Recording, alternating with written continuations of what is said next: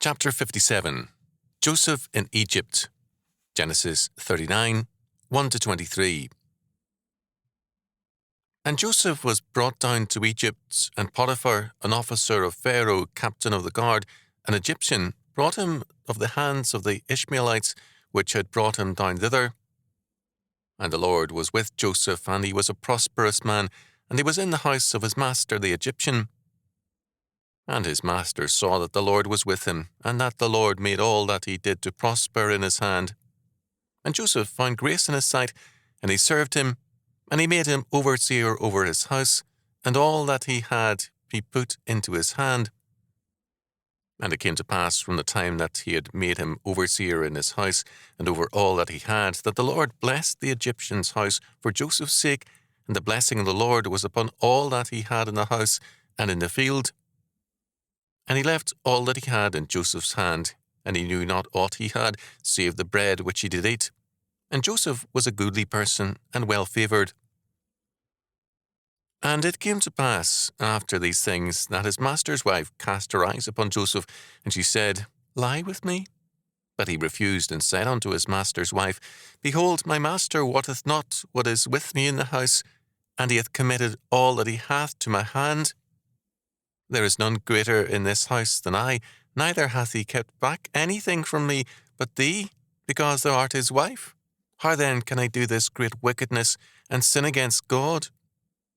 And it came to pass, as she spake to Joseph day by day, that he hearkened not unto her, to lie to her, or to be with her. And it came to pass, about this time, that Joseph went into the house to do his business, and there was none of the men of the house there within. And she caught him by his garment, saying, Lie with me. And he left his garment in her hand, and fled, and got him out. And it came to pass, when she saw that he had left his garment in her hand, and was fled forth, that she called unto the men of her house, and spake unto them, saying, See, he hath brought me in Hebrew unto us, to mock us. He came in unto me to lie with me, and I cried with a loud voice. And it came to pass, when he heard that I lifted up my voice and cried, that he left his garment with me, and fled, and got him out. And she laid up his garment by her, until his lord came home. And she spake unto him according to these words, saying, The Hebrew servant which thou hast brought unto us came in unto me to mock me. And it came to pass, when his master heard the words of his wife which she spake unto him, saying, After this manner did thy servant to me, and his wrath was kindled. And Joseph's master took him and put him into the prison, a place where the king's prisoners were bound, and he was there in the prison. But the Lord was with Joseph, and showed him mercy, and gave him favour in the sight of the keeper of the prison. And the keeper of the prison committed to Joseph's hand all the prisoners that were in the prison, and whatsoever they did there, he was the doer of it. The keeper of the prison looked not to anything that was under his hand, because the Lord was with him, and that which he did, the Lord made it to prosper. Genesis 39, 1-23. The Ishmaelites brought Joseph to Egypt, and he was there sold to Potiphar, an officer of Pharaoh and a captain of the guard. Verse 1. Potiphar's title was one borne by eunuchs, but it applied to many others, whole men with important offices. Joseph's abilities were blessed by God to such an extent that Potiphar soon turned the entire management of his state over to Joseph. God prospered Joseph in Potiphar's service, and Potiphar was also greatly blessed. Verses 2-6. Joseph was obviously a trustworthy young man, as well as an attractive one. Potiphar's wife very plainly demanded sex from Joseph. Since he was a slave, she commanded it. Verse 7. Joseph's response was a moral and religious one. He refused on the grounds that it was a sin against God and his master. He then avoided the woman and stayed away from her when she was alone. Verses 8-10. On one occasion, when he entered the house on business, none were present save Potiphar's wife, who at once took the opportunity to demand Joseph's sexual compliance. Joseph beat a hasty retreat, but she was able to seize his outer garment, perhaps removed because of the heat. Verses 11 and 12.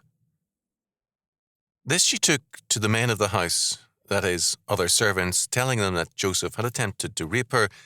She invented a story of attempted rape, rehearsed it with the other servants, and she then confronted Potiphar with it.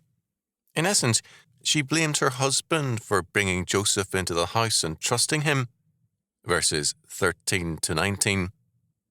We are told that Potiphar was angry, verse 19, that his wrath was kindled. This is a curious statement. We are not told that he was angry at Joseph. He was losing a man whose presence had prospered him, and this was naturally upsetting to Potiphar. We can assume that Joseph said he was innocent, but Potiphar could not take the word of a slave over his wife. Dr. A.S. Yehuda, in Accuracy of the Bible, noted the severity of Egyptian punishment, but Joseph received only a prison sentence. But this is not all. It was the king's prison, and Potiphar most likely had some jurisdiction over it. We are told that again God showed favor to Joseph, so that the keeper of the prison gave him a position of trust. He left Joseph unsupervised in his duties and was content to do so. Verses 20 to 23. Perhaps indirectly, Potiphar may well have commanded Joseph's managerial abilities. What we do see is that both in Potiphar's estate and in prison, while the problems were serious, so too were the opportunities. They were real and effectual for his future. Harold G. Steigers rendered the reaction of Potiphar thus: he was enraged. If anyone had a right to be enraged, it was Joseph. His brothers and now Potiphar's wife were working for his destruction, but what marked him in Potiphar's house and in prison was a strong sense of moral responsibility. He could have told God, as Jonah did later, "I do well to be angry, even unto death." Jonah 4:9. Instead, he worked faithfully and honestly.